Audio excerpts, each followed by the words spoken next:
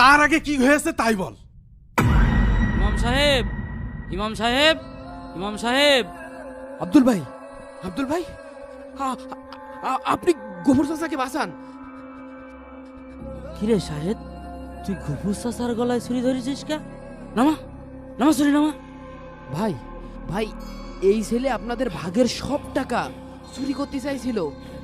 গফুর চাচা তাকে বাধা দিয়েছে। ভাই ভাই আমি দেখেছি হুজুরের ব্যাগে 10 লাখ টাকা আছে, যার 5 লাখই আপনার। এই এই তুই কি ভাবিছিস সামান্য এই কয়টা টাকার জন্য আমি আমার ইমান বিক্রি করে দেবো না? তুই গফুর চাচাকে ছেড়ে দে বলছি, তা না হলে তোর ফল কিন্তু একদম ভালো হবে না। ছাড়। ইমান বাঁচাতে গেলে পাবেন 1 লাখ টাকা। ভাই আপনি যদি আমার সাথে থাকেন আপনার আমি 5 লাখ, না যান 8 লাখ টাকায় আপনার, যান। হ্যাঁ কি বলিস? 8 লাখ? 8 লাখে আমার? হ্যাঁ ভাই 8 লাখ টাকায় আপনার। আরে ভাই, আপনারা কি শুরু করলেন? আমার টাকা আমি কাকে দেব কি দেব না সেটা আমার বিষয়, আপনারা ভাগাভাগি করার কে?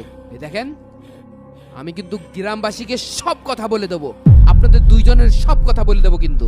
কি সব বলে দেবেন? হ্যাঁ আমি সব বলে দেবো, সব বলে দেবো কিন্তু। হ্যাঁ এখনো সময় আছে, আপনারা কিন্তু গফুর চাচাকে ছেড়ে দেন। ঠিক আছে ছেড়ে দিলাম। খুন খুন খুন খুন। ইমাম সাহেব এ আপনি কি করলেন? গফুর চাচাকে মেরে ফেললেন?